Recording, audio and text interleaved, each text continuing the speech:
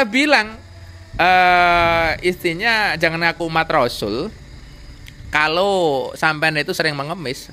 Karena mengemis itu bukan ajaran Nabi, itu bukan ajaran agama gitu. Orang yang tidak punya kapasitasnya jelek, misalnya gitu kok mengemis minta amplopnya 20 juta, ya saya nggak mau lah. Bahwa di Tarim itu ada ulama-ulama besar yang dibunuh oleh penguasa masa itu. Apakah ada nama Balawi situ? Tidak ada. Jadi ulama-ulama itu pada abad ke-5 ke-6 itu banyak yang bertentangan dengan para penguasa karena ingin mempertahankan dan membela rakyat, kemudian sampai dieksekusi oleh para penguasa. Kan selama mereka tidak mau tobat ya berarti fattakhidhuhu adwa gitu loh. Kalau udah tobat ya enggak, tobat itu maksudnya jangan ngaku keturunan Nabi. Yang kedua jangan menyebarkan ajaran-ajaran yang pseudo Islam, pseudo tasawuf, pseudo fikih, pseudo kalam dan seterusnya yang tadi Kiai Mas sendiri yang mengungkap, saya malah tidak tahu. Jadi dalam kasus Wali Songo itu kan orangnya nggak satu. Banyak, 25-an kalau nggak salah dari sekian generasi itu. Nggak semua O. Ada yang O, ada yang J2, ada yang R. Kakek bersamanya, yang mungkin Nabi Nuh justru ya, karena haplogrup yang punya 3 cabang itu IJK. IJK itu sekitar 38.000 tahun yang lalu lah. Itu G udah misah. Makanya kita dengan Nabi Muhammad itu lebih dekat daripada Balawi dengan Nabi Muhammad. Ya. Nah kemudian sekarang ini kan abad 15 Hijriah, ya toh, abad 15 Hijriah. Nah abad 15 Hijriah itu dikurangi hasil tadi itu pembagian 38 dibagi 4 9,5, berarti kan abad ke-6. Ya. Nah lalu kita cari siapakah tokoh historis yang bernama Ubaidillah bin Ahmad Al-Habib yang ada di abad ke-6 itu. Ternyata itu dinasti Fatimiyah gitu. Ada juga santri yang bapaknya itu Muhyiddin Pol. Bapaknya itu Muhyiddin Pol. Nggak dikeluarin putranya? Nggak, gini, ngancam. Santri ini mau diambil. Lah kakak saya ipar bilang, "Jikuan, pondok nenang ngene Habib kono. Nek iso ngalim ketakan dasku." Itu di Hadramaut itu dulunya bukan madhab mayoritas ahli sunnah, tapi di situ ada ibadiyah atau abadiyah, ada orang-orang yang semi khawarij tetapi cerdas, mampu menciptakan kitab-kitab yang luar biasa yang sampai hari ini masih bisa untuk diberikan, ditarik manfaat untuk dikaji walaupun sudah berbeda madhab. Tetapi kemudian semuanya hilang hanya oleh sebuah pengakuan fiktif. Ketum kita Gus Yahya itu langsung bilang, wah itu Kiai Mat tuh baru mengungkap dikit, harusnya yang diungkap itu adalah okupasi Hadromi. Ini tesnya Ketum PBNU, jangan salah, tiap kecamatan harus ada Habibnya, nah, gitu loh. Nah gitu, jadi ya sebenarnya Gus Ketum itu jauh lebih tahu daripada kita semua lah kelihatannya gitu ya. Tapi mungkin ya karena nggak enak, mungkin jatuh cinta sama Hubaba atau gimana, saya nggak tahu. Pernyataannya Ali Asakron yang mengulang daripada bait syair yang dia kutip dari Bakhusyair itu kan, wa biwalidihil maimun ubaidun gitu kan. Berarti kan dikenal oleh penduduk Hadramut itu Ubaid al-Maimun gitu kan. Jadi kan ada indikasi ini. Gitu. Nah, tapi kan jelas bahwasanya setelah dihancurkan oleh Salahuddin Al-Ayyubi atas restu daripada Syekh Abdul Qadir Al-Jailani, mereka ini kan banyak lari ke Yaman. Banyak lari ke Yaman. Ya, yang paling panjang itu mutasi evolusi. Makanya kalau dalam kasus Nabi Ibrahim, laju mutasi evolusinya itu sekitar 5.700. Tapi genealoginya 4.600. Makanya pakai range itu. Itu udah cocok dengan hasil muktamar NU, lebih baik dipakai nolak itu. Kalau melihat kertasnya sekilas, memang itu kertas tua. Yang biasa ditulis pada abad ke-16 Masehi gitu. Tetapi kita kan belum musyahadah, belum empiris melihat bukti, fakta dan data secara kasat mata. Jadi kita belum bisa untuk memastikan itu. Kalau memang itu betul, indikasinya ada. Tetapi kalau Sulamut Taufik ini di dalam kitabnya tidak ada dia menyebutkan namanya. Saking ikhlasnya dia.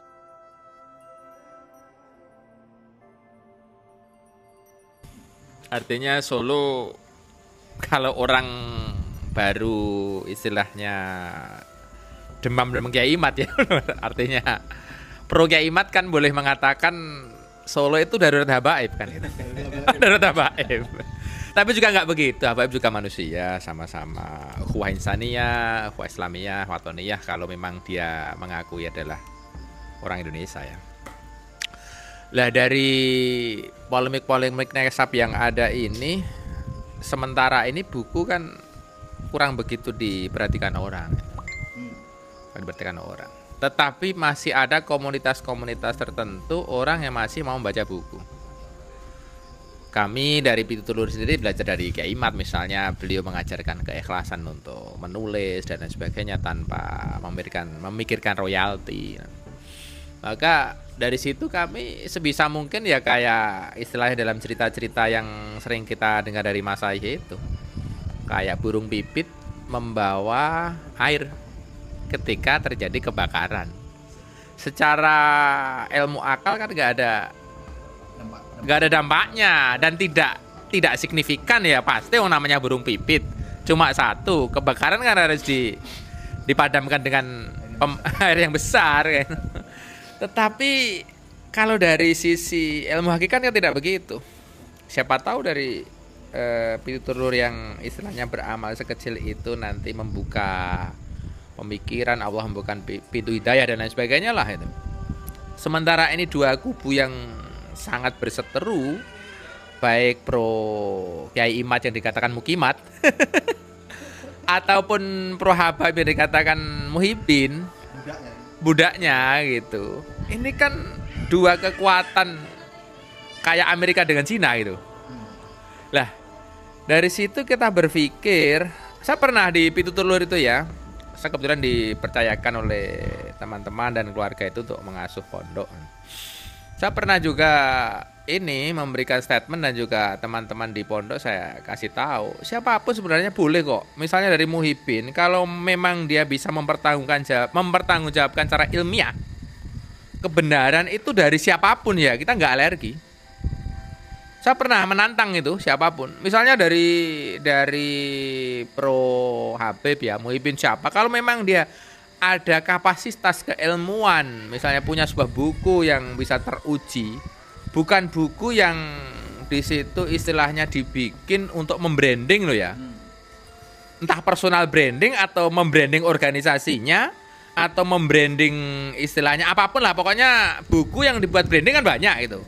Tapi betul-betul murni karya ilmiah, kami maksudnya teman-teman di Pitutur Luhur siap istilahnya. Misalnya ngundang ya, kalau pakai tarif ceramah ya, misalnya gitu loh ya. Kalau kayak Imad kan nggak berapa pasang tarif.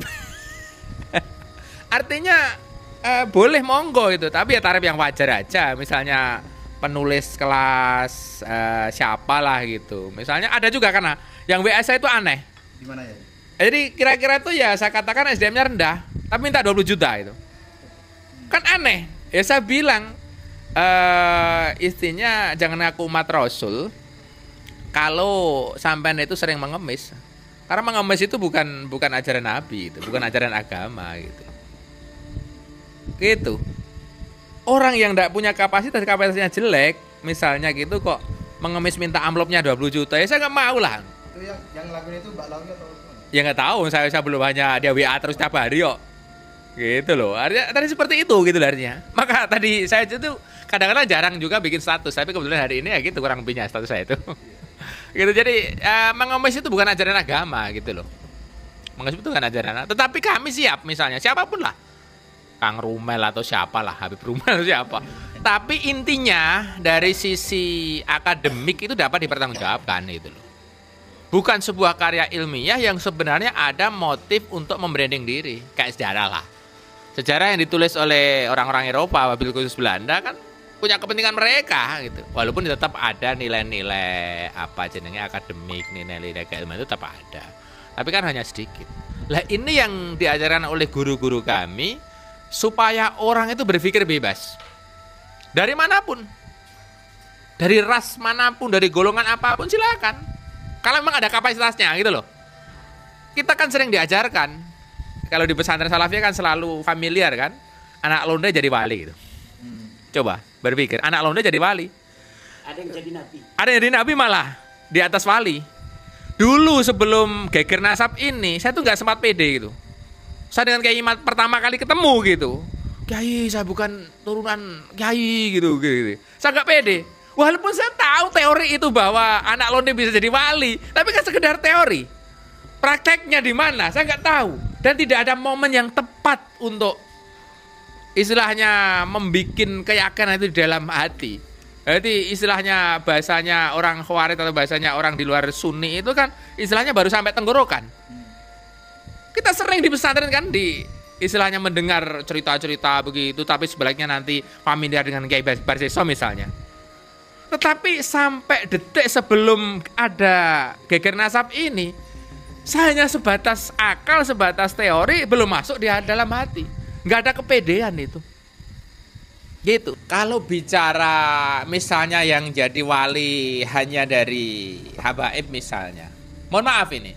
Bukan saya merendahkan. Saya sekarang kalau Mas saya umur 49 sama dengan Kiai Imat.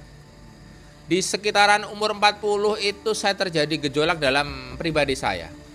Aku sampai umur 40 kok nggak bisa wusul, katanya wusul itu nikmat begini. Mendekatlah kita kepada para habaib. Kalau dalam ajaran agama kita kan diajarkan orang dikatakan baik ya bermuamalah lah, kamu safar bareng lah dan lain sebagainya gitu. Tetapi kemudian artinya ketika kita ada hubungan-hubungan itu kemudian tidak bisa menarik kita kepada istilahnya teori-teori wusul itu, kita kan jadi bingung juga. Padahal dikatakan misalnya orang ketarim bisa jadi wali. Saya pernah ketarim juga kok belum jadi wali ya. Oh berarti ini pernah ketarim? Pernah ketarim, tapi ya main-main lah gitu. Apa? Umroh tarim atau gimana ya? Nah itu ya waktu pas COVID itu kan istilahnya nggak bisa haji kan. Nah, salah satu istilahnya apa ya, pesugihan Jawa itu kan nek pengen duit kan haji gitu. Kan gitu, salah satu pesugihan Jawa lah ya. Tapi Islami lah itu, enggak tahu lah pokoknya. Saya usahakan setiap tahun kan haji gitu. Nah waktu COVID itu kan udah bisa haji. Kemudian ada kawan yang nawari daripada enggak bisa haji, ayo nang tarim ae. Ya semoga-moga jadi wali gitu loh. Haji ditarim. Tapi artinya begini. Ya saya berpikir waktu itu apakah saking istilahnya hinanya saya, saking banyaknya dosa saya, saking leteke bahasa Jawa itu ya, saking bobroknya saya, akhirnya saya tidak bisa ketarik menjadi ke arah wali. Tetapi dari sisi yang lain saya juga berpikir, loh, saya elek-elek Sayyidina Umar, saya elek-elek Sayyidina Kanjeng Sunan Kalijaga, ya tetap dadi wali. Lah aku berpikir, sing bosok ki walo ya apa habaib gitu loh Suse. Yang gimana ya? Yang bosok itu walo ya apa habaib gitu loh. Nek walo ya bosok kan biasa. Maksudnya saya gitu kan, tidak bisa ketarik menjadi wali kan gitu. Saking bosoknya gitu loh. Saking bosoknya paham ya dalam bahasa Jawa itu kan kadang saya itu biasa bahasa bahasa Jawa soalnya ini untuk mentranskrip menerjemahkan bahasa Indonesia agak sulit. Apakah walo itu saking bosoknya angel dadi wali, angel dadi wong genah, dadi wong soleh walaupun saya dipanggil Kiai Haji, kan tidak ada ukuran dipanggil Kiai Haji itu orang baik. Kan gitu. Wong ulama ya ono masuk kok. Padahal kiai kan belum tentu ulama. Gitu kan? Saya berpikir dari sisi itu. Atau nuwun saya mohon maaf, I'm sorry. Yes. Apa habib iki sing pancen basa wong jarene nek nyang tarim utawa melok habib iku dadi wali. Sampai siki ya durung dadi wali. Tapi yo wali nikah urung. Wali murid ya? Terus jadi gimana kesimpulannya? Jadi siapa yang bosok ya?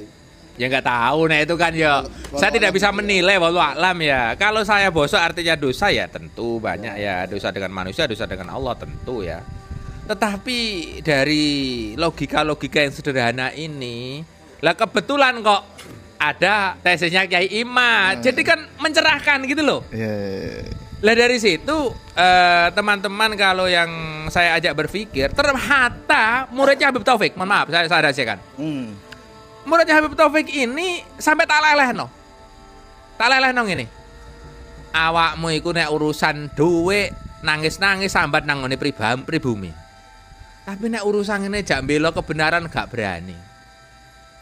Kita kan ono. Tapi rasane cakan ndak enak itu soalnya gitu loh. Karena menyangkut personal kan.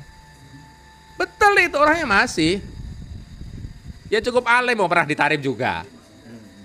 Gitu loh. Dia sambat begini dengan sikap habaib, tetapi untuk bicara masalah gini-gini nggak berani. Kata Kiai Imat tadi, kata Kiai Imat tadi, yaitu ada Habib wong Solo yang ngono kuwi. Gitu katanya, kita udah tahu lah. Lah, dari sini siapa tahu dengan membedah buku ini, kemarin kan masif kan tentang bukunya dari kubu Rabi'ah Alawiyin, walaupun di situ sebenarnya juga bukan dari apa ya, kalau di RA itu kan tim nasabnya itu apa? Maktab Daimi kan. Kenapa tidak dari situ? Tapi ternyata saya baru menyadari, oh iya itu tim pembela umat kan. Ya itu kan akal-akalannya. Umat yang mana kan gitu. Tim pembela umat. Artinya begini.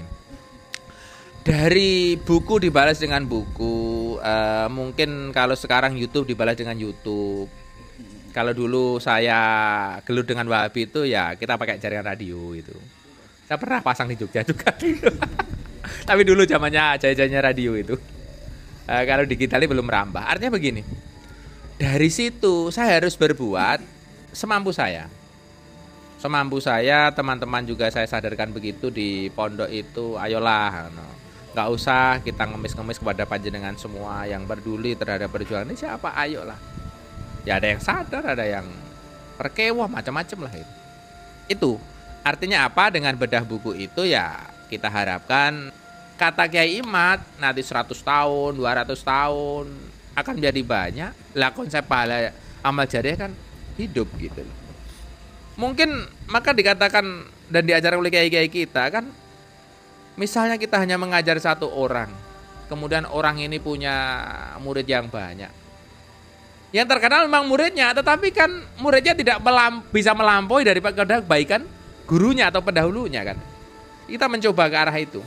Walaupun Pituturur dikatakan masih pondok unyu-unyu, masih kecil lah dan lain sebagainya, usahanya belum mencapai level 100. Itu. Tetapi untuk ukuran saya sudah bersyukur gitu loh. Itu gini loh, ya Habib Bangkalan itu konon katanya santrinya hanya sekitar 15 orang. Kiai Hasyim Asy'ari itu sekitar 20 orang. Yeah. Dari 15 dan 20 itu semua mengguncang peradaban. Mengguncang peradaban. Yang Makapit itu yang santrinya ribuan tuh nggak ada yang diguncang. Nah, tapi kayaknya itu harus dipertanyakan, masa benar ribuan santrinya? Ya. Kan baru itu pondoknya. Oh iya betul juga. Ya mungkin santri kalong atau santri istilahnya audien atau ya, kayak santrinya Inul, kayak santrinya Coldplay, santrinya Michael Jackson. Kalau cuma gitu kan semua ribuan, tapi kalau yang benar-benar yang saya sebut tadi kan artis dari Yaman. Kayak Wali apa? Ya. Apa ketika pertama kali ngundang Kiai Imad dan membicarakan tentang Habib bukan cucu Nabi itu, apa tidak ada kekhawatiran tentang intimidasi, persekusi dan mungkin rusaknya persahabatan, pertemanan dan lain sebagainya? Oh ya, jadi begini, sebelum Kiai Imad itu datang di pondok kami, sebenarnya kami sudah belajar dulu dari beberapa statement kitab dan lain sebagainya. Tapi belum ada istilahnya titik aku yakin itu. Jadi belum ada titik aku yakin. Belum ada titik keyakinan sampai di hati gitu. Dan di rasio pemikiran juga masih banyak yang harus diperdebatkan kan sebenarnya. Jadi kami diajarkan sejak dulu oleh kiai-kiai kami dan termasuk itu dulu. Kalau memang itu belajar sebuah kebenaran, ya risiko apapun harus diterima. Sedangkan kadang kiai itu menganalogikan begini. Ada kawan saya itu, ya boleh dikatakan kawan, boleh dikatakan santri ya. Dikatakan kawan karena memang selevel, dikatakan santri karena belajar juga dengan kami. Itu dia berhenti merokok. Bukan berarti kami nggak usah merokok ya. Dia tuh berpikir gini, lah iyo, direwangi ngerokok ngene gak entek pas gak duwe duit rek. Iku golek tegesan. Sampai soro koyo ngene wis sak preile ngerokok ae. Kan beda dengan Kiai Imad misalnya Gus Fuad duitnya kan akeh gak apa-apa gitu. Kan gitu. Jadi ini hanya mengeluarkan misalnya rokok sebungkus kan nggak apa-apa. Tapi ini santri atau kawan ini dia berpikir berhenti merokok itu gara-gara kalau nggak merokok itu kan tersiksa. Akhirnya cari tegesan itu. Puntung rokok itu. Betul itu. Dia berhenti merokok begitu. Kan berbeda dengan saya berhenti merokok. Karena di Ringin Agung itu satu kamar kebetulan nggak ada yang merokok. Kenapa berhenti merokok? Karena takut boros. Gitu loh. Karena dari rumah nggak bawa bekal, di pondok kan daripada nanti repot pusing cari uang untuk beli rokok, ya berhenti merokok aja, gitu loh. Karena ngirit aja gitu loh. Kan beda pemikiran itu. Jadi wali yang nggak ngerokok ya? Sekarang nggak? Oh, dulu ngerokok. Dulu ngerokok. Oh, gagal jadi wali karena nggak ngerokok. Oh, lo enggak. Iya. Humor aja. Iya. Tapi mayoritas Tahu. wali Nusantara ngerokok. Tapi kalau katanya Habib Jindan itu yang rokok itu mayitnya itu belok ke Selain kiblat. Selain kiblat. Ini kalau Saya tidak percaya itu karena saya Yasin kan perokok berat. kayak Enggak, kemarin. masalahnya itu Ah. si Jindan itu kan kiblatnya kemana? Kalau kiblatnya ke Dajjal memang belok arah. Nah kalau kata Habib Jindan itu kalau ngerokok mayitnya ke selain arah kiblat. Apalagi yang Habib itu yang ditarim. Karena leluhurnya itu mengkonsumsi daun pot. Daun pot yang pot narkotika. Oh, narkotika. Berarti itu belum berhenti muter-muternya itu ya. Nah, sekalian aja masa orang ngerokok digituin. Tapi Iya. tidak ada intimidasi ya. Iya. Ya kalau seperti itu kan dulu udah 2 kali ke sini. Imat sudah 2 kali. ya jadi dulu kalau soal intimidasi ancaman kita anggap biasa karena biasa dalam arti begini loh. Kalau siapapun orang, misalnya seorang pencuri, dia kan harus berani menghadapi siap mati. Lah kita membela kebenaran. Oh iya. Pencuri yo mate, kayak yo mate, londe yo mate, wong apik yo mate, wong elek ya apik, wong sedengan yo mate, kan gitu. Kalau kayak kan mengajarkan begitu. Lah ketika gitu kita berpikir kan, kur diancam ngono kok. Walaupun kadang getar, yo biasalah, masa manusia gak diwedi. Gitu loh. Yo kadang ono wedine tapi ada giro semangat untuk berjuang di situ. Walaupun diancam misalnya begini, santrimu entek. Ya alhamdulillah sekarang enggak entek. Nambah ya. Kalau misalnya santri beler kemudian keluar, kan panjang sudah ada bibit penyakitnya. Mohon maaf, ada juga santri yang bapaknya itu Muhyiddin Pol. Bapaknya itu Muhyiddin Pol. Enggak dikeluarin putranya. Enggak, gini, ngancam. Santri ini mau diambil. Lah kakak saya ipar bilang, "Jikuan, pondok nenang ngene Habib kono. Nek iso ngalim ketaken dasku." Dia berpikir, karena kultur daripada pondok salaf itu kan rata-rata satu murah. Murah kan? Nek ngopeni santri biasanya dari sisi akademik, dari sisi apapun biasanya ya tenanan. Mohon maaf, bukan berarti Habib itu tenanan. Tapi kan metodenya lain. Sekarang saya tanya, ada nggak pondok salafiyah yang tanpa sekolah, mohon maaf, yang mahal? Nggak ada.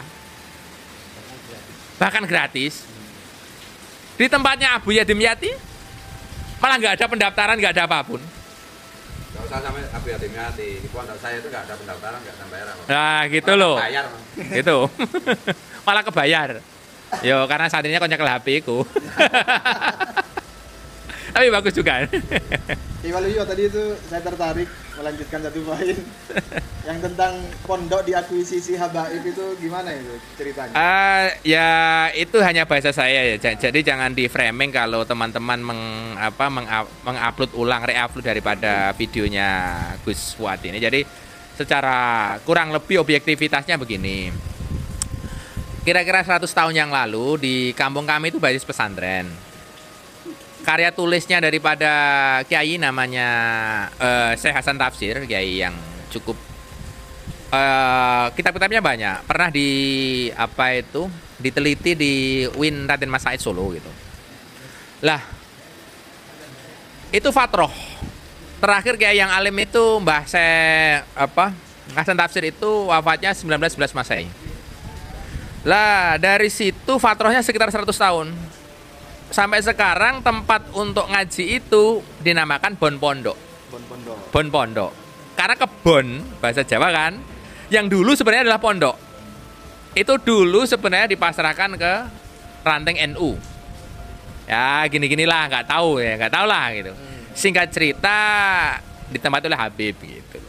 Perjalanan sebenarnya walaupun saya juga pengurus NU, pengurus ranting MBC, tapi kan dalam hal-hal yang di situ menyangkut istilahnya nanti kita berpikir waktu itu kita berpikir wong sama-sama berjuang, karepe lah. Gitu loh. Sama-sama berjuang biarkanlah.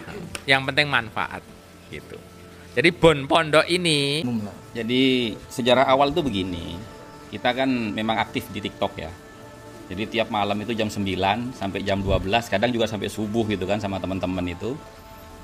Ya ada yang dari Kalimantan, dari Jawa Barat, Jawa Tengah, Jawa Timur, yang ngumpul Madura itu kan. Nah di situ kita sedang membedah buku yang saya tulis dengan judul 13 poin memahami polemik nasab. Buku pertama ya? Ya, ketika kita sedang membedah itu dengan teman-teman, tiba-tiba ada informasi bahwasanya pihak Ba'alawi itu telah membuat buku untuk membantah buku-bukunya Kiai Imad, yaitu Keabsahan Nasab Ba'alawi gitu kan. Nah, kemudian kita coba tuh cari ininya apa namanya bukunya kan. Ternyata ada yang punya, kemudian di PDF-kan, dikirim, disebarlah ke teman-teman itu. Udah Gus, ini buku jenengan nih kita sudah bisa baca sendiri Gus itu. Ini aja nih penting nih. Akhirnya berganti tuh bedah bukunya. Maksudnya ini tuh apa? Buku Keabsahan Nasab Ba'alawi. Gitu. Jadi bedah buku saya tadi itu berhenti di tengah, ganti ke Keabsahan Nasab Ba'alawi gitu kan.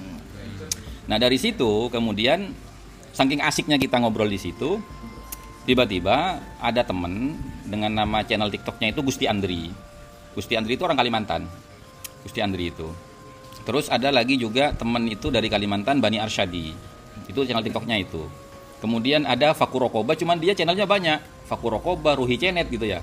Ganti-ganti dia. Nah, terus Alkemi gitu. Editornya Kori. Iya, itu sebenarnya ini apa namanya, dia bukan editor sebenarnya sih. Gitu. Cuma diminta gitu. Nah, di situ teman-teman itu gini Gus, kira-kira ada nggak kaitannya Ba'alawi ini dengan dinasti Fatimiyah gitu? Kenapa kok kalian ngomong begitu? Awal yang ngomong begitu tuh Semazen Al-Jilani itu.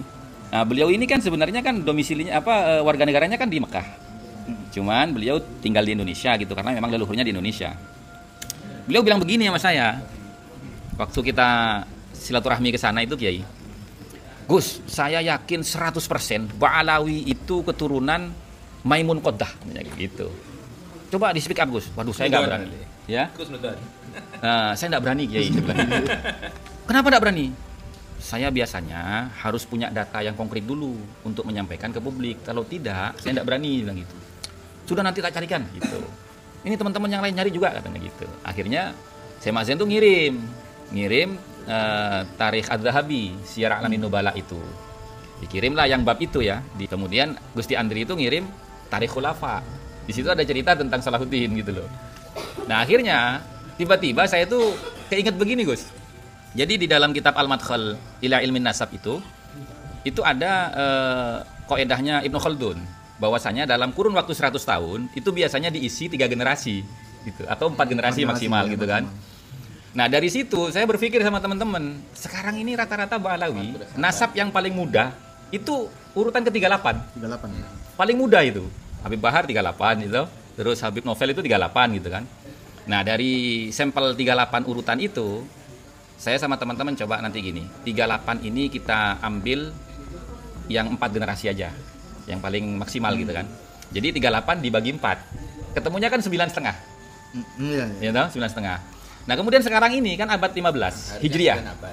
Ya toh, abad 15 Hijriah. Nah, abad 15 Hijriah itu dikurangi hasil tadi itu. Pembagian 38 dibagi 4, 9,5. Berarti kan abad ke-6. Ya. Nah, lalu kita cari siapakah tokoh historis yang bernama Ubaidillah bin Ahmad Al-Habib yang ada di abad ke-6 itu. Ternyata itu dinasti Fatimiyah gitu. Nah, kemudian diperkuat lagi begini, Kiai. Ketika kita membicarakan itu, saya jadi teringat di dalam kitab Al-Burqa Al-Musiko, halaman 150. Itu kan ada pernyataannya Ali As-Sakran yang mengulang daripada bait syair yang dia kutip dari Bakhusyair itu kan, wa biwalidihil maimun ubaidun gitu kan.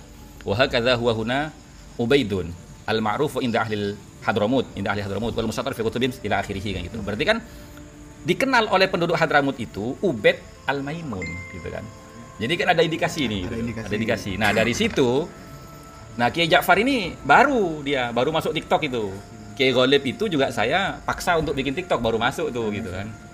Akhirnya Kiai Ja'far bilang, saya itu Gus, sejak beberapa tahun yang lalu, saya memang punya ini punya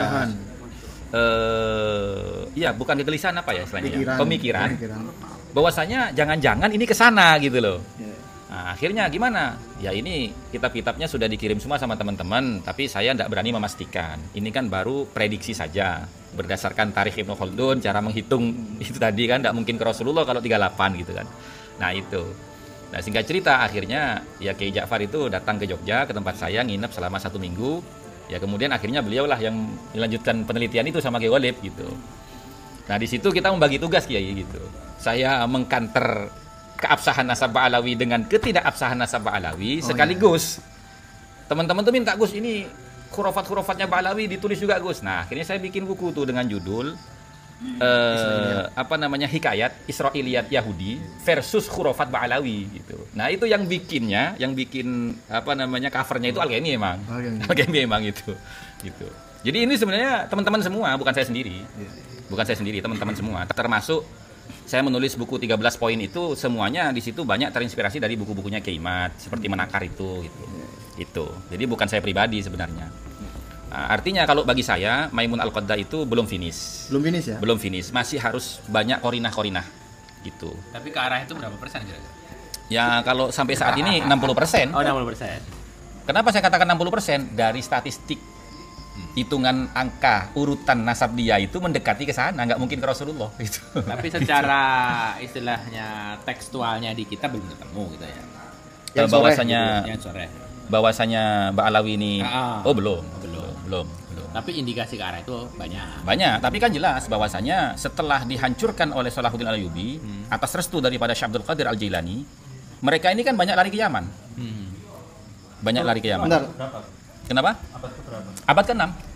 Abad 6 berarti tahun 500. Nah, kemudian dikomparasikan lagi Dr. Sugeng dengan sejarahnya Ba'alawi sendiri, di mana dia mengatakan bahwasanya leluhurnya itu hijrah ke Yaman bersama dengan leluhurnya Bani Al-Ahdal, Muhammad bin Sulaiman.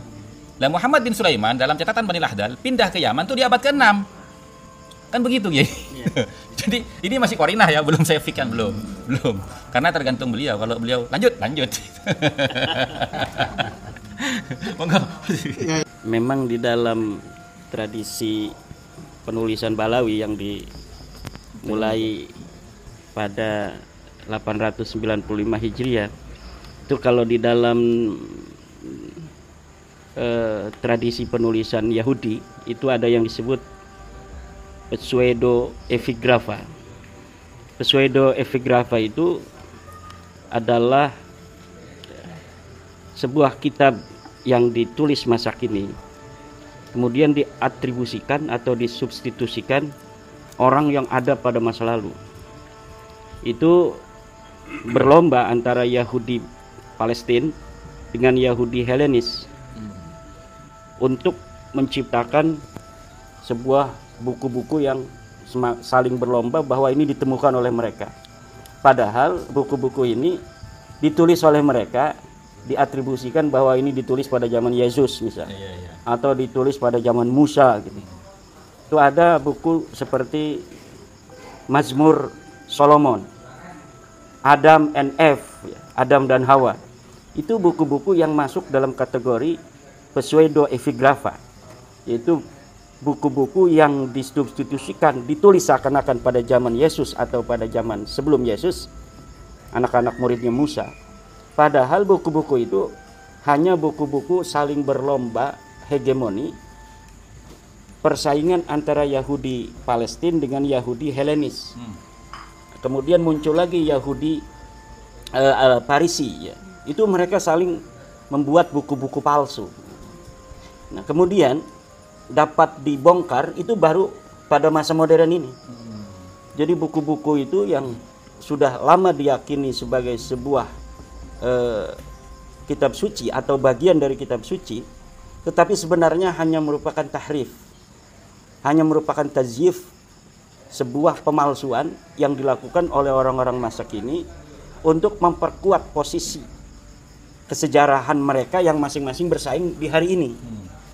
Dan ini ternyata diambil secara adopsi oleh Ba'alawi itu di abad 9 untuk merampas hegemoni keagamaan, religiusitas Islam di masa kini. Mereka membuat sejarah-sejarah untuk menjadikan posisi keturunannya dari orang yang diciptakan di masa lalu itu agar melebihi orang-orang yang ada di masanya. Di Tarim itu, sebelum Ba'alawi muncul itu muncul ulama-ulama besar dari suku-suku yang ada di Hadramaut sebelum ada Ba'alawi. Sebelum abad kedatangan mereka itu pengakuannya itu abad 9. Kedatangannya itu menurut saya itu sekitar abad ke-7 atau ke-8 Hijriah. Hanya dari situ saja. Kemudian ulama-ulama yang ada di rentang waktu abad ke-5 Hijriah, ke-4 sampai ke-9, itu masih muncul banyak sekali ulama-ulama dari Bafadal, dari Bahurmuz, dari Al-Yafi'i, dari Az-Zabidi, dari Al-Qatiri, dan banyak suku-suku yang ada di Yaman. Tapi kemudian ketika hegemoni religiusitas ini diciptakan oleh Balawi pada abad 9, semuanya runtuh. Ilmu pengetahuan yang dulunya bukan hanya berbasis pengetahuan sufistik, tetapi merambah kepada ilmu nahwu, fikih, usul fikih, falsafi, ilmu kalam, kedokteran.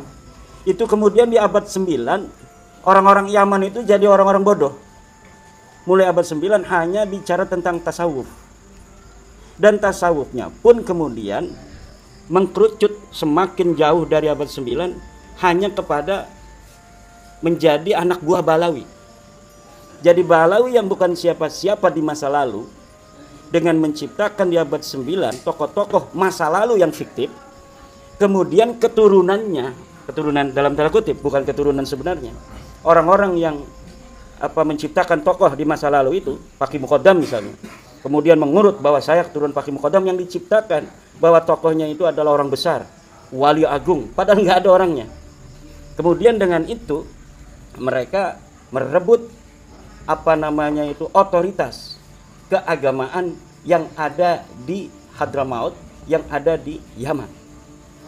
Yang tidak bisa dikuasai itu Son'a, sampai sekarang tidak bisa dikuasai. Kenapa tidak bisa dikuasai? Karena di situ ada keturunan Nabi yang secara ilmu nasab dan ilmu sejarah lebih otoritatif dan lebih otentik daripada kaum Ba'alawi ini. Jadi mereka menciptakan kesejarahan yang begitu luar biasa tentang leluhur mereka yang fiktif itu, kemudian bisa membodohi orang-orang Yaman yang dikenal orang-orang cerdas di masa lalu, orang-orang Hadramaut yang telah melahirkan ulama-ulama besar, baik dari Mu'tazilah, dari Ibadiyah, Khawarij, dari Ahli Sunnah wal Jamaah. Itu di Hadramaut itu dulunya bukan madhab mayoritas Ahli Sunnah, tapi di situ ada Ibadiyah atau Abadiyah, ada orang-orang yang semi Khawarij tetapi cerdas, mampu menciptakan kitab-kitab yang luar biasa yang sampai hari ini masih bisa untuk diberikan ditarik manfaat untuk dikaji walaupun sudah berbeda mazhab. Tetapi kemudian semuanya hilang hanya oleh sebuah pengakuan fiktif bahwa misalnya Abu Bakar As-Sakran itu menulis dalam kitab Al-Burqahnya bahwa ada seorang ulama besar di Hadramaut, bukan dari Balawi disebutkan, siapa namanya saya lupa, bermimpi bertemu Rasulullah. Kemudian Rasulullah menitipkan kepada orang-orang Hadramaut agar jangan sembarangan dengan kaum Ba'alawi. Siapa yang mencintainya dia mencintaiku, siapa yang membencinya dia membenci aku. Dari situ lama-kelamaan walaupun tidak dipercaya ketika mereka menyebutkan pertama kali itu dalam kitab-kitabnya, pada masanya nggak ada yang percaya. Tapi dengan berjalannya waktu kitab ini kan masih terus ada. Ini meninggal semua satu generasi, ganti generasi yang lebih lemah, yang sudah dikuasai berbagai macam kejiwaannya, psikologinya. Kemudian di masa berikutnya di abad 10, abad 11 sampai hari ini itu masyayikh yang ada di Hadramaut merasa dirinya lebih rendah dari Balawi. Walaupun sebenarnya mereka lah ulama-ulama besar, keturunan ulama-ulama besar masa lalu. Dan itu bisa dibuktikan dalam kitab As-Suluk fi Tabaqatil Ulama wal Muluk. Itu Al-Janadi wafat 732 itu memberikan kabar kepada kita bahwa di Tarim itu ada ulama-ulama besar yang dibunuh oleh penguasa masa itu. Apakah ada nama Balawi situ? Tidak ada. Jadi ulama-ulama itu pada abad ke-5 ke-6 itu banyak yang bertentangan dengan para penguasa karena ingin mempertahankan dan membela rakyat, kemudian sampai dieksekusi oleh para penguasa. Penguasanya itu bukan dari Hadramaut, dari luar. Apakah ada nama-nama Balawi itu dari nama ulama-ulama yang disebutkan Al-Janadi? Tidak ada. itu sebuah bukti bahwa Ba'alawi belum ada di abad ke-5. Begitu pula di abad ke-6, begitu pula di abad ke-7, begitu pula di abad ke-8. Beritanya tidak ada. Tetapi dari begitu banyaknya sudah Ba'alawi yang ada di abad 9 Hijriah itu membuktikan mereka itu berangsur-angsur datang pada abad 8. Pada abad 8 mereka datang dari sekitar Hadramaut itu. Jadi mereka mungkin dulunya ada di tetangga Hadramaut. Kemudian karena melihat orang Hadramaut kok ketika ada orang ngaku cucu Nabi menghormati, pindah mereka ke situ. Nah, itulah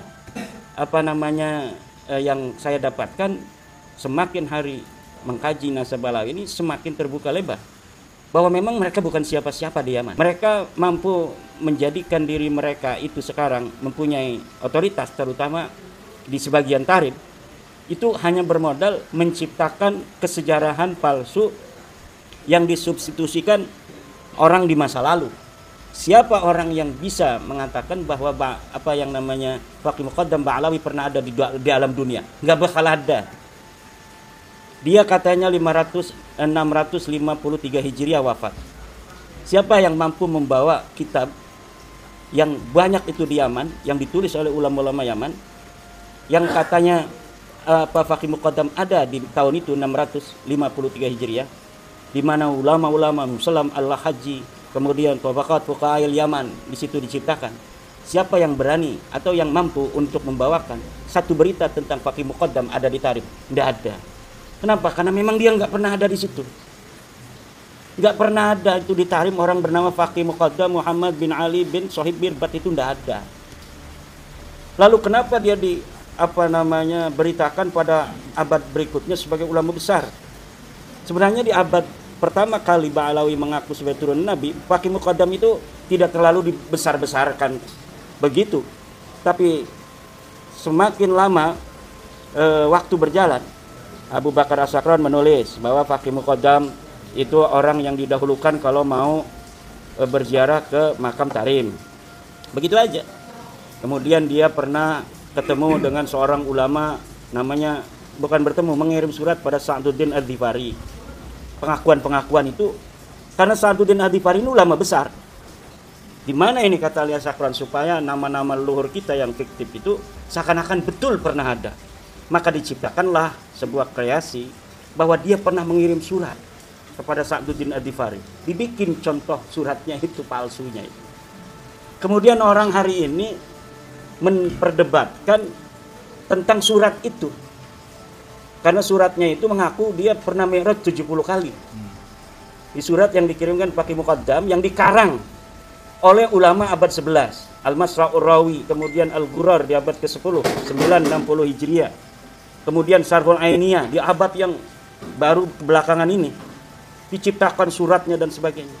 Siapa orang yang pernah bisa membawakan bahwa Sa'duddin Ad-Dhifari pernah mempunyai murid namanya Faqih Muqaddam? Tidak ada.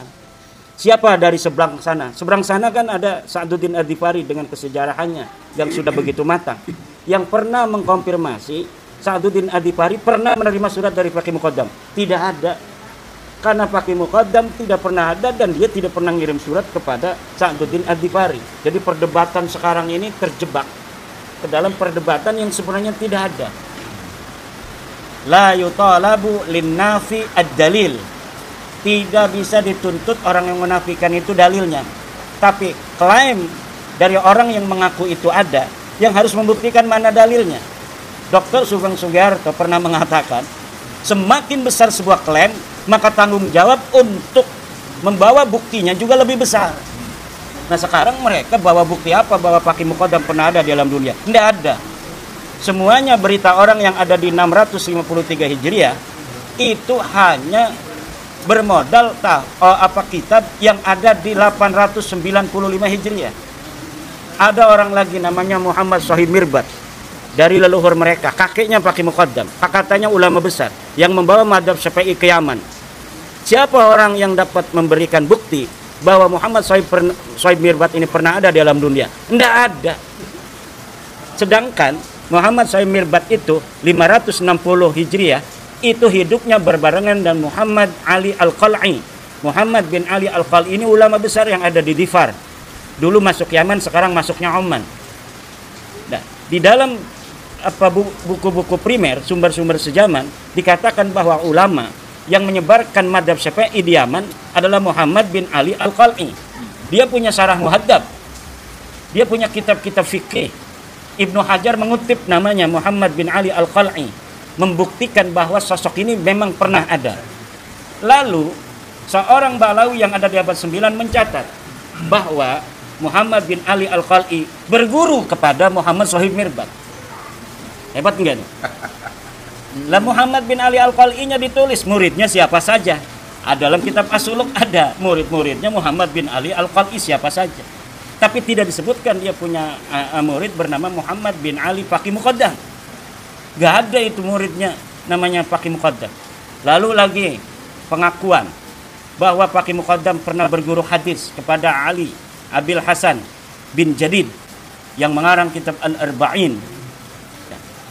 Kitab Al-Arba'in atau siapa namanya ini, Ali Abul Hasan bin Jadid, tokoh yang historis. Dia dicatat dalam As-Suluk 732 Hijriah. Tetapi ketika diurutkan oleh Al-Janadi nama murid-muridnya siapa, tidak ada namanya seorang yang bernama Faqih Muqaddam disebut sebagai murid daripada Ali Abil Hasan bin Jadid. Semuanya itu adalah disebut pseudo epigrafa dalam tradisi Yahudi. Yalwuna alsinatahum bil kitab litahsabuhu minal kitab. Mereka berbicara tentang Alkitab agar kalian menyangka bahwa itu yang dibicarakan bagian dari Alkitab, padahal dia bukan dari bagian Alkitab itu. Dan itu sama seperti Balawi. Balawi mengajak kita berdiskursus tentang Faqih Muqaddam agar orang-orang terjebak bahwa Faqih Muqaddam pernah ada dalam dunia, padahal dia tidak pernah ada di dalam dunia. Dia tidak pernah dilahirkan oleh seorang perempuan dan dia tidak pernah punya ayah seorang manusia. Tidak ada. Siapa yang dapat membuktikan? Silakan bawa dalilnya. Hatu burhanakum in kuntum shadiqin. Tidak mesti sejaman, yang penting paling dekat juga boleh lah. Yang paling dekat itu apa?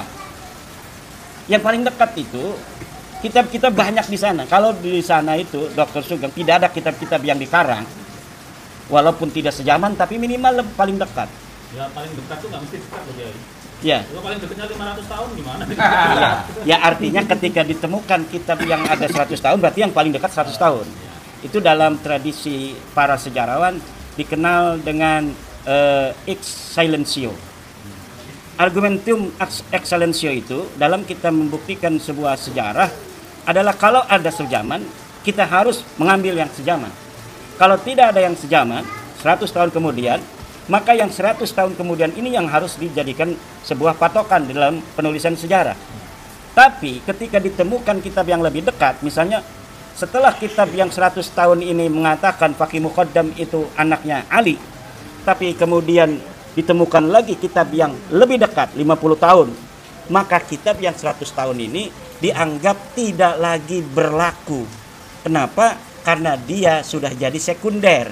Ini yang jadi primer, walaupun primer majazi. Karena primer hakiki itu hanya ada dalam kitab yang ditulis oleh saya.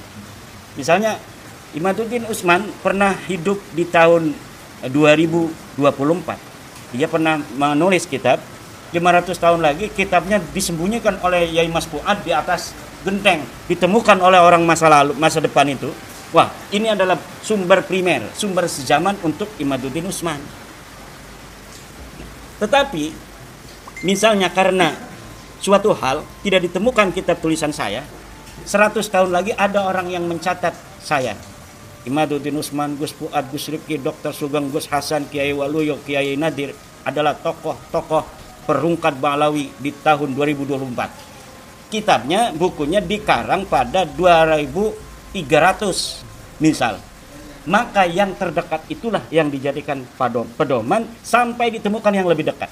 Itu dalam tradisi sejarah itu dalam penulisan disebut argumentium ex silentio. Jadi ketika ada keheningan tidak ditemukan sebuah data, maka data yang paling dianggap paling dekat itu yang dihusnudzoni, ini masih husnudzon sebagai sebuah sejarah. Jika sudah datang bukti yang lebih dekat, maka apabila ini berurut, tidak bertentangan, kedua-duanya saling menguatkan.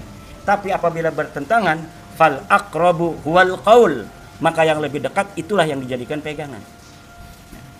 Husnudzon, dzon itu tidak bisa dijadikan pegangan setelah bukti itu ada. Kalau misalnya kita ada di sebuah masjid, situ ada sepatunya Dr. Sugeng, itu kita bisa mengatakan Dr. Sugeng itu ada di dalam masjid itu dengan zon adanya sepatunya Dr. Sugeng. Tetapi ketika kita melihat di masjid itu Dr. Sugeng Noel kita, Dr. Sugeng ada di sini, kirain di masjid. Maka alamat dalil adanya Dr. Sugeng dengan adanya sepatu itu batal. Kenapa? Karena ini sudah qat'i, sudah tidak bisa mengelak lagi. Kalau itu masih dhanni. Idza ta'aradal qat'iyyu wa dhanniyu fal qat'iyyu muqaddam. Apabila bertentangan antara yang qat'i dan dhanni, maka yang qat'i ini didahulukan. Dialah yang menjadi sandaran di dalam kita menetapkan sesuatu. Nah, teman-teman saudara saya itu yang dari Madura sudah menemukan sebuah dzon bahwa Maimun Al-Qaddah ini adalah leluhur dari Balawi berdasarkan amarah itu. Nah, itu kita harus hormati. Makanya saya tidak bisa untuk mengatakan apa setuju atau tidak setuju. Ya kita lihat saja nanti apa namanya itu syarat-syarat yang harus dipenuhi agar ketersambungan kesimpulan bahwa Balawi sebagai turunan Al-Qaddah itu sahih apa tidak. Sementara ini saya lebih lebih menarik untuk mengetahui bahwa Balawi bukan cucu Nabi, itu sudah cukup. Dengan apa mengetahui? Dengan fiktifnya tokoh-tokoh yang diurut sebagai luhur mereka itu. Jadi tokoh-tokoh yang hampir dari mulai Ahmad bin Isa, Ubaid ini fiktif. Punya anak namanya Alwi ini fiktif. Punya anak namanya Muhammad ini fiktif. Punya anak namanya Alwi lagi ini fiktif. Punya anak namanya Ali Qoli Qasam ini fiktif. Punya anak namanya Ali. Punya anak namanya Muhammad Sahih Mirbat ini fiktif. Punya anak namanya Ali fiktif. Punya anak namanya Faqih Muqaddam fiktif. Punya anak namanya Ali fiktif. Punya anak namanya Alwi Al-Ghayyur fiktif. Abdurrahman Segaf ini historis. Baru dari Abdurrahman Segaf ini, Abdurrahman Segaf punya anak namanya Abu Bakar. Abu Bakar punya anak namanya Ali. Ali ini yang pertama kali mencatat 895 Hijriah. Jadi Ali bin Abu Bakar As-Sakran menulis dari sampai kakeknya, betul kakeknya ini Abdurrahman ini ada orangnya, dan ada orang yang dari data eksternal yang menulis namanya, walaupun ditulis bukan siapa-siapa, hanya seorang Syekh Abdurrahman, tidak ditulis sebagai turun Nabi. Nah, kemudian punya anak namanya Umar Muhdar, ini juga ditulis, berarti Umar Muhdar itu sosok historis. Nah, kalau kita sudah mengetahui begitu, itu namanya sudah qat'i. Kenapa? Bukan adamul ilmi bidalil, tapi al ilmu bi adami dalil. Jadi mengetahui dan yakin bahwa dalil itu tidak ada. Nah, adamud dalil ini ya dulu ala adamul madlul. Tidak adanya dalil ini menunjukkan madlulnya itu sosok-sosok yang disebutkan itu memang tidak ada. Nah, ketika sosok-sosok yang disebutkan itu tidak ada, lalu berdasar apa kita harus mengakui mereka sebagai turun Nabi? Dosa kita mengakui orang-orang yang memang tidak terkonfirmasi sama sekali sebagai turun Nabi, Itu dari sisi nakli, dari sisi sesuatu yang kita bisa uji dari ilmu nasab, genealogi dan ilmu sejarah. Nah, dari ilmu genetika itu sudah qat'iyul qat'i. 1 tambah 1 itu 2. 1 tambah 1 itu 2. Genetik itu begitu. Kalau misalnya darahnya udah diperiksa, dia ketemunya itu kakek bersamanya 45.000 tahun, sedang Nabi Ibrahim itu 4.700 tahun sampai 5.500 tahun yang lalu, bagaimana mereka mengaku sebagai keturunan Ibrahim? Sementara orang-orang Arab dari Bani Mutairi, dari Bani Tamim, dari Bani Quraisy yang mengaku turunan Hasan Husain, semuanya kakek bersamanya 4.700 sampai 5.500 tahun. Lah ini pengen ngendel-ngendel kemari. Bawa dong saya sebagai keturunan Sayyidina Ali, ikut saya, kasihan saya. Enggak bisa, Bos. kita ini akan menjadi dosa. Dosa kita sudah, dzannya ini sudah terbantah, kemudian kita masih memegangi dzan ini. Dzan itu la ibrata bidzannil bayyini khata'uh. Tidak dihitung dzan yang sudah jelas kesalahannya. Siapa orang yang masih mengatakan bahwa yang ada di dalam apa namanya itu kantong saya ini adalah rokok jarum coklat, padahal saya sudah mengeluarkannya bahwa yang ada di kantong ini rokok LA. Tapi nggak diedit berarti? Bukan endosan kan? Bukan. Komentarnya pengusaha. Pengusaha itu otaknya usaha. Kalau saya otaknya otak pembuktian. Ini saya ngomong. Saya di sini punya rokok LA. Nggak percaya. Nggak percaya, kata Kiai Nadir. Ini buktinya. Oh iya. Jadi yang mengatakan di dalam ini adalah rokok jarum coklat, rokok super, itu udah bisa lagi karena saya udah mengeluarkan kok. Ini rokoknya LE. Pelaris setelah Laila Majnun itu berarti ya novelnya Wali Sakron itu berarti ya. Kami ini bukan benci kepada para kabib itu, enggak. Iya. Ini Mukibin sejati, Presiden Mukibin se-Indonesia. Presiden Mukibin yang melantik Abu Bakar Rasa. Enggak sama sekali. Enggak gini. Assalamualaikum warahmatullahi wabarakatuh.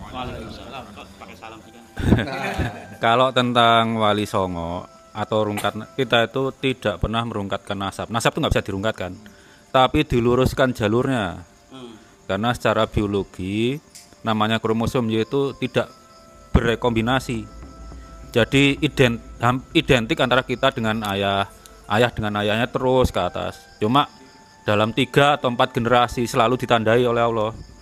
Makanya kalau hitungannya seperti misalnya ketemu Raja Jordan ya, Bani Qatada dengan Bani Kohanim, itu kalau angkanya sampai 5.700 itu belum tentu Nabi Ibrahim, tapi kakek buyutnya Nabi Ibrahim bisa, karena 3-4 generasi toh. Nah begitu. Nah jadi dalam kasus Wali Songo itu kan orangnya nggak satu, banyak 25-an kalau nggak salah dari sekian generasi itu. Nggak semua O, ada yang O, ada yang J2, ada yang R. Berarti kan dari Wali Songo itu mungkin ada yang O, ada yang J2, ada yang R toh. Kalau begitu. Karena nggak satu orang. Beda kalau satu orang, Ubaidillah itu ya harus satu semua. Nah ini Wali Songo banyak ya? Oh iya benar. Tapi banyak. Pertanyaan gini, dokter, mohon maaf, saya motong. Apa ada kemungkinan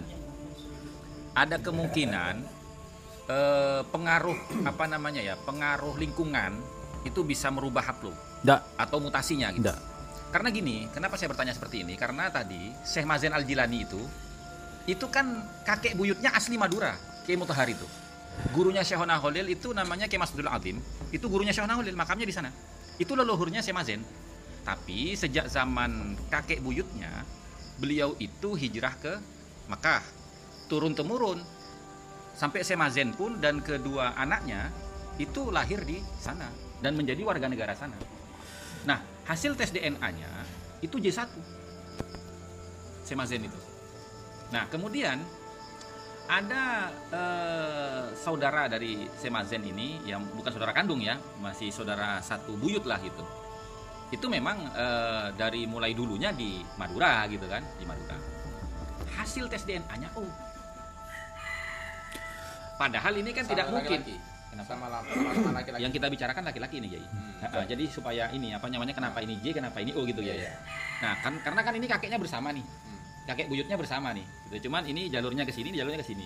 Nah, cuman yang satu itu mulai sejak kakeknya tinggal di Mekah, turun-temurun sampai dia sendiri pun lahir di Mekah, sampai menikah dengan orang Mekah, punya anak 2 lahir di Mekah juga, J1. Sementara saudara sepupunya yang satu garis bapak dengan dia ke kakeknya itu hidupnya di Indonesia gitu. Nah itu bagaimana? Saya pikir gini, karena ada teman-teman tuh yang bilang begini ya, mungkin ada pengaruh lingkungan, pengaruh makanan gitu, pengaruh cuaca gitu kan. Kenapa punya pemikiran gitu, Kiai? Karena gini, Kiai, kan ada penjelasan sejarah tuh ya. Semua ini kita kan dari Nabi Nuh kan. Nabi Nuh punya anak 3. Nah kemudian ada yang menetap di Afrika, ada yang ke Eropa, ada yang ke Asia, sehingga mereka itu mengikuti kultur ininya apa namanya lingkungannya gitu loh. Warna kulitnya dan fisiknya semuanya gitu ya. Ya mutasi itu nggak bisa secepat itu. Iya. Nah, tapi kalau garis laki-laki mutasinya itu bisa ditambahkan, tapi tidak mengubah moyangnya. Dari J jadi O nggak mungkin karena perbedaan mutasinya itu hampir berapa ya? Sekitar 325. Kalau satu aja nilainya, satu ya, itu 114 tahun kali kan berapa? Kali 300-an. 300-an. Nah, enggak mungkin. Ya itu masalah keluarga beliau lah, ada yang J1 ada O itu. Satu lagi, ini kan sempat viral di awal-awal tes DNA. Non Alek, Gengong Raksan. Nah, itu kan hasil tes DNA-nya kan J1. Bener J1? Iya. Kan itu sempat diviralkan di awal-awal. Kalau gini, kalau saya jujur aja, sepanjang saya belum lihat hasil tesnya saya nggak percaya. Iya, makanya kan ini saya bertanya gitu kan. Ini kan sudah viral, di videonya ada itu, disampaikan pun oleh Ketum Naat gitu kan waktu itu bersama dengan siapa namanya Non Alek dan juga Ketua LP3SN ya Kiai Hanan Ali Ihsani itu, bahwasanya Non Alek ini 40 grupnya J1 tapi mutasinya itu dari FGC. FGC itu nama perusahaan, jadi Full Genome Corporation, nah, saya bukan kode itu. Dia menjelaskannya di video itu, mutasi genetiknya itu berangkatnya itu dari apa namanya FGC, nyambungnya nanti ke J1. Jadi induknya J1. Gitu. Menjawab dengan tegas. Gini, kalau O itu dan J1 itu kakek bersamanya. Yang mungkin Nabi Nuh justru ya, karena haplogrup yang punya 3 cabang itu IJK. IJK itu sekitar 38.000 tahun yang lalu lah. Itu G udah misah. Makanya kita dengan Nabi Muhammad itu lebih dekat daripada Balawi dengan Nabi Muhammad. Oh gitu. Iya. Berarti mereka harus cium tangan kita ya, benar kata. Haplogrup O itu lebih dekat dengan Nabi Muhammad daripada haplogrup G. Itu awake dhewe awune Pak ya. Iya lebih dekat. Kalau tuanya tua G karena G misah dulu. Jadi Kanjeng Nabi ya. Ke Kanjeng Nabi itu lebih dekat kita. Jadi kalau kalau tuanya tua G. Tua G. Dia kan cerak Kanjeng Nabi, dekat Kanjeng Nabi, nah G itu kan cerak Namrud. Jadi gini, kalau mutasi kita bahas itu mutasinya di apa? Kita kan kalau nasab itu berarti nasab lurus loh ya. Itu cuma ada 2. Garis kakek lurus, jadi kakek terus harus laki-laki terus, atau garis nenek lurus. Nenek. Memang ada percepatan mutasi, tapi 7.000 tahun yang lalu kira-kira.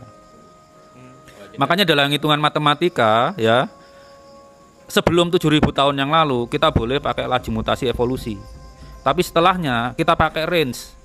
Yang paling pendek itu mutasi genealogi namanya. Yang paling panjang itu mutasi evolusi.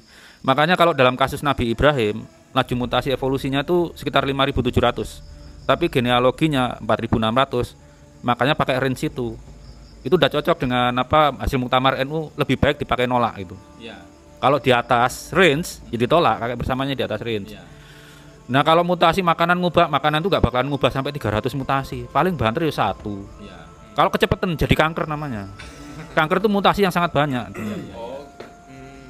Jadi tumor.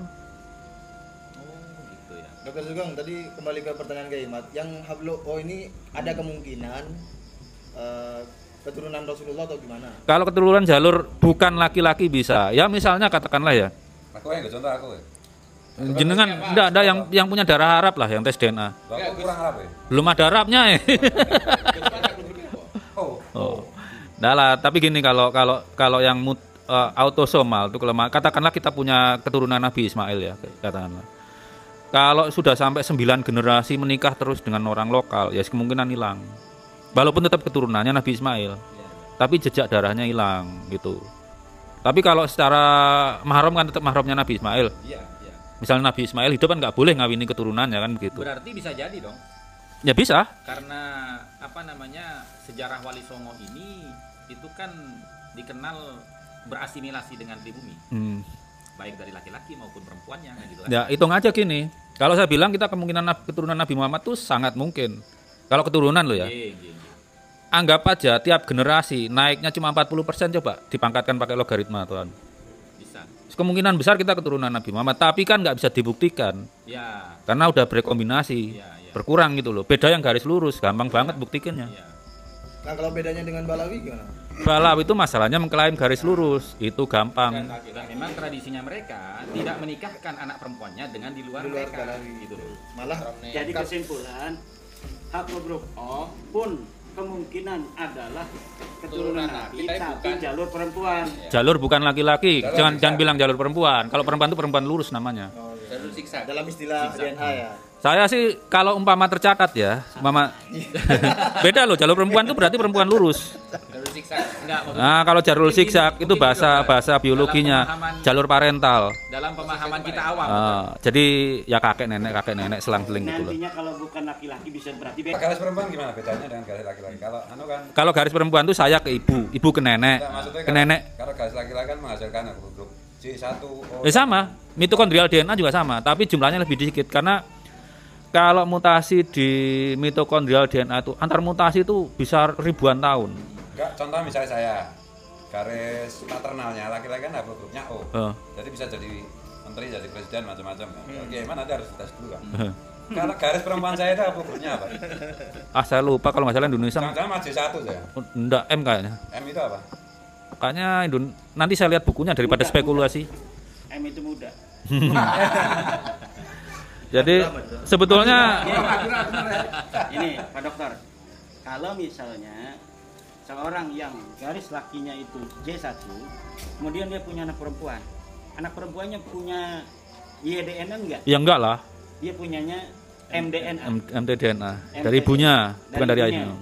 Nah, misalnya Sayyidatuna Fatimah Az-Zahra binten Nabi, dia haplogrupnya ketahuan, misal.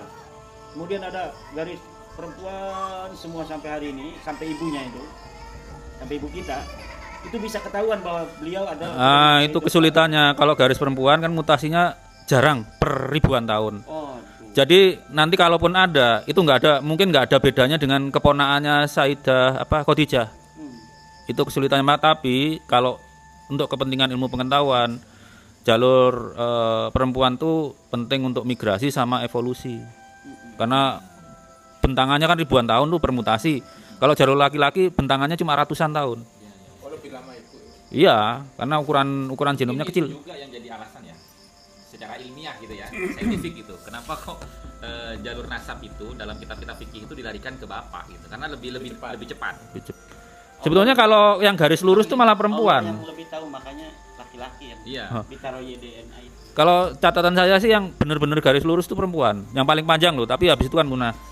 Khadijah, terus Fatimah, terus Ummi Kulsum, terus Ruqayyah. Ruqayyah itu punya anak perempuan kalau nggak salah 4 atau 5. Habis itu hilang catatan. Andaikan itu tercatat tuh bagus banget jalur perempuan. Lurus bener. Kalau Nabi ke Hasan Husain kan putus di Fatimah kalau ada laki-laki. Kalau Ruqayyah perempuan semua. Perempuan sampai generasi kelima. Tapi habis itu nggak ada catatan. Takutnya yang anak cucunya Ruqayyah itu dibantai habis Abbasiyah. Kan suami keduanya Khalifah Umayyah. Nah ini balik nanti saya ngasih jadi ini ganti topik ya. Kiai migrasi nenek moyang Balawi itu sekitar abad 11 Masehi itu berada di provinsi Saudi yang di atasnya Oman dan Yaman. Nggak tahu provinsi apa itu. Dia baru sampai di Tarim 1300 tahun yang lalu. Itu masanya siapa itu? Kok 1300? 1000 tahun abad ke-13 Masehi. Masehi lo ya. 13 Masehi itu sekarang 700 tahun. Iya baru 700 tahun yang lalu. Itu baru nyampe Tarim. Kalau abad 11 Masehi itu baru nyampe saya nggak tahu provinsi Saudi yang di atasnya Oman dan Yaman itu apa, yang perbatasan Oman dan Yaman. Di situ mereka. Sebelumnya itu dari Levan. Levan itu ya Syria sekarang dulu. Turki. Bukan, Syria, Israel, Palestina, terus Irak yang dekat Syria. Kalau kita asumsikan Irak ya, yang itu kan Irak yang mepet-mepet, nggak tahu waktu itu zaman itu kan. Tapi yang paling tua dia di Turki ya, di Kaukasus itu. Iya Turki. Setelah Turki itu di Levan. Levan itu kan ya Syria, terus Sinai, Palestina, terus ya Irak yang mepet Syria. Masuk Uni Emirat Arab ya. Sekarang masuk Saudi. Sekarang kalau di bawahnya Arab Saudi, di atasnya Oman kan Uni Emirat. Enggak, itu petanya masih ada Oman dan ada Oman dan Yaman kan perbatasannya. Itu pas di atasnya. Tapi begini, Dok. Seperti Balawi yang pindah dari Yaman ke Indonesia kemudian tidak bisa dibaca migrasinya ke Indonesia, bahkan hanya bisa ditemukan dia itu ada di Tarim. Begitu pula lah di tengah-tengah antara dari Levan sampai ke atas Saudi itu bisa jadi ada perpindahan ke luar daerah yang juga tidak bisa dibaca kan. Jadi tidak mesti apa yang bisa dibaca dari perjalanan G itu ada yang nggak kebaca, misalnya dia pindah ke India tapi karena hanya 100 tahun nggak kebaca. Begini, kenapa bisa ribuan tahun itu kebaca? Karena jumlah populasinya udah cukup besar. Kalau cuma 1-2 namanya co-migration, nggak bisa disimpulkan. Tapi kalau sudah itu kan G32613 itu pelarian dari Yahudi Khaybar ke itu. Ada teori baru ini. Oh, nggak tahu. Tapi ini yang ya ini terlalu rajin sebenarnya. Jadi gini, masalah siapa orang tuanya Balawian bukan kita yang harus membuktikan. Mereka toh. Karena kalau jalur buru-buru ke Nabi Muhammad, ke Nabi Ibrahim aja mustahil. Bukan kita yang membuktikan, mereka yang harus membuktikan. Kan mereka yang mengklaim. Berarti sementara ini teori Trisula ini disesuaikan dengan DNA ini agak kontradiktif ya. Bukan, terlalu rajin.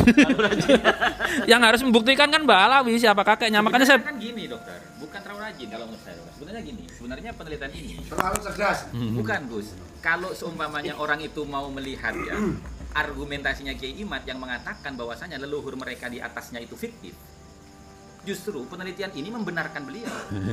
Ya kan? Karena ternyata benar Kiai Imad nih, nggak kesana, kesini ternyata kan gitu.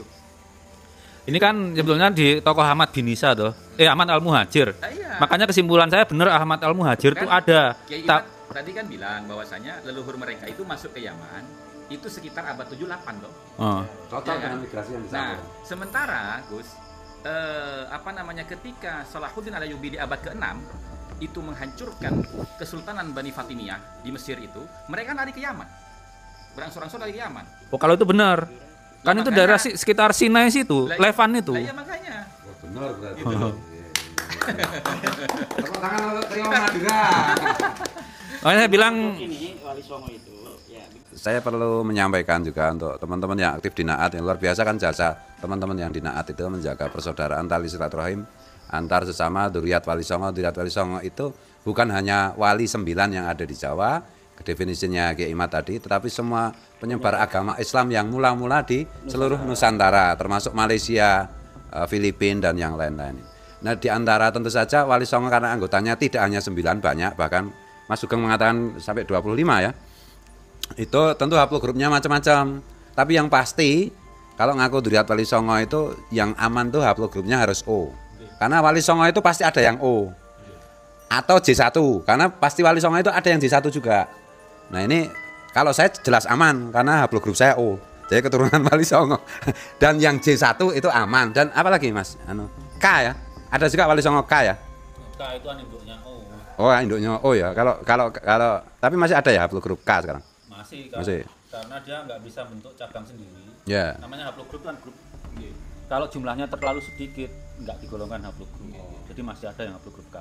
Oh ya, jadi haplogrup O, J1, K, apalagi Wali Songo kemudian?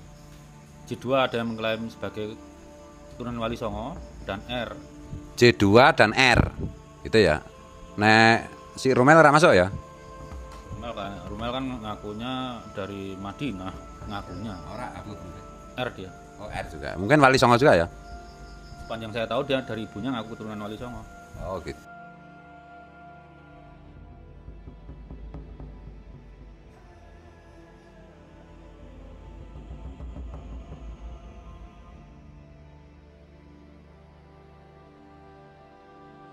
Habib itu saudara kan itu toh? Yang garis paternal itu loh. Kalau saya itu kan gini, inna syaitana lakum aduwun fattakhiduhu aduwa. Nah, padahal setan minal jinnati wan nas. Ya gitu loh, bedanya gitu. Istilahnya itu gini, kalau Kiai Imad menganggap mereka itu bukan setan kan gitu. Kalau saya melihat pola berdasarkan yang dideskripsikan oleh Kiai Imad dari masa ke masa, kayaknya setan lah kan gitu. Kecuali mereka bertobat. Karena iblis pun kan bisa bertobat di kitab Ihya Ulumuddin kan. Iya kan ada percakapan antara iblis dengan Nabi Musa itu yang secara alegoris digambarkan. Selama mereka tidak mau tobat ya berarti fattakhiduhu aduwa gitu loh. Kalau udah tobat ya enggak. Tobat itu maksudnya jangan ngaku keturunan Nabi. Yang kedua jangan menyebarkan ajaran-ajaran yang pseudo Islam, pseudo tasawuf, pseudo fikih, pseudo kalam dan seterusnya yang tadi Kiai Imad sendiri yang mengungkap. Saya malah tidak tahu gitu. Saya hanya menyimpulkan berdasarkan paparan Kiai Imad tadi dari masa ke masa yang beliau sebut dengan pseudo itu tadi, kepalsuan itu. Ya itu memang ya itu tadi nasyaitona lakum ngaduun fattakhiduhu ngadua. Yang tidak bisa bahasa Arab ya enggak usah diartikan, pokoknya musuh ngono lah gampang. Kemudian yang enggak bisa bahasa Arab googling. Ya googling artinya apa gitu. Kemudian apalagi yang perlu disampaikan ya? Nah itu kita hanya menyimpulkan aja. Kuburan palsu itu apa ada patternnya juga, pembuatan? Enggak, ini yang waktunya jawab ini. Oh, ya. Ya termasuk kan pemalsuan kuburan dan lain-lain ini kan bagian dari pseudo itu. Kalau dulu itu apa tokohnya Fakih Muqaddam di Hadramaut dan di Hadramaut khususnya itu mungkin sukses.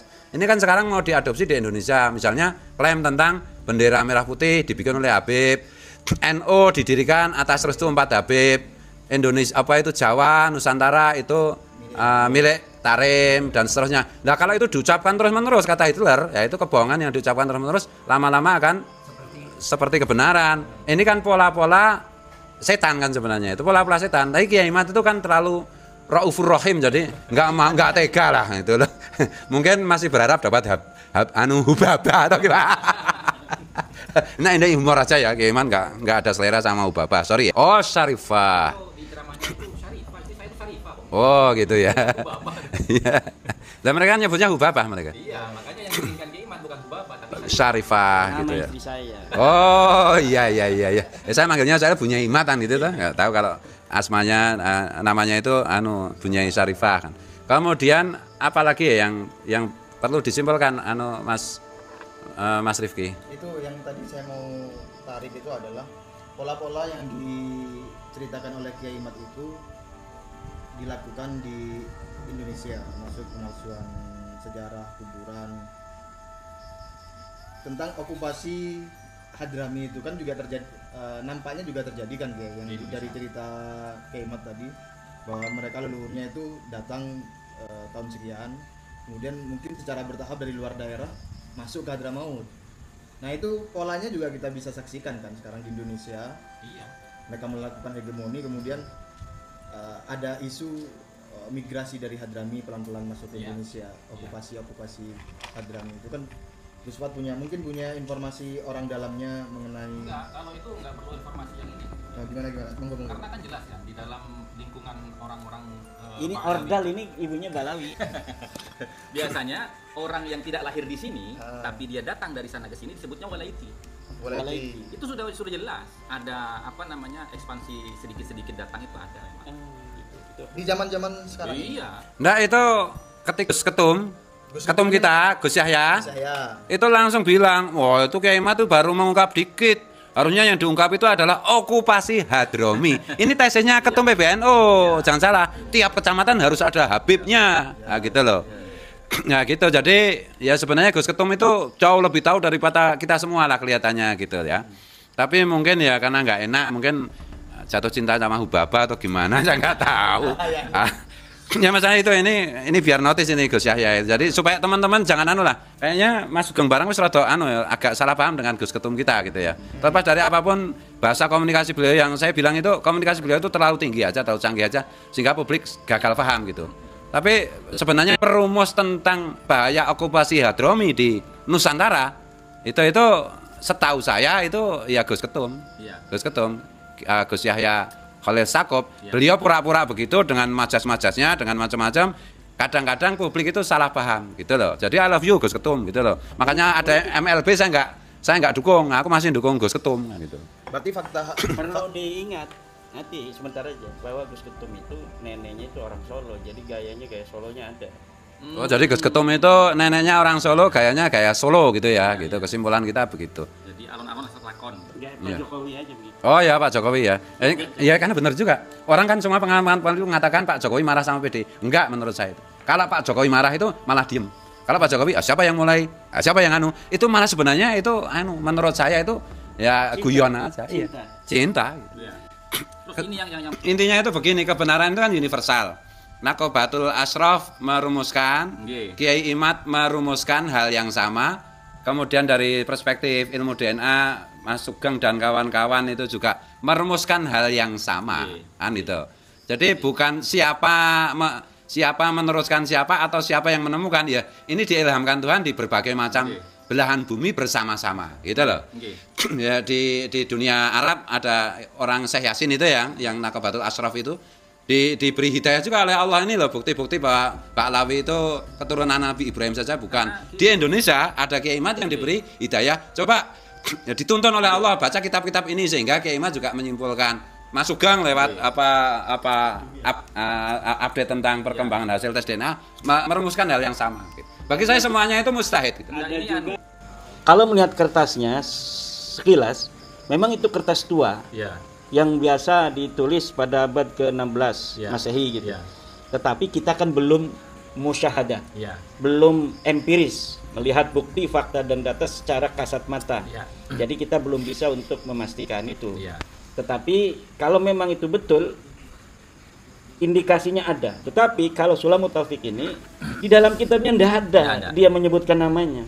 Saking ikhlasnya dia.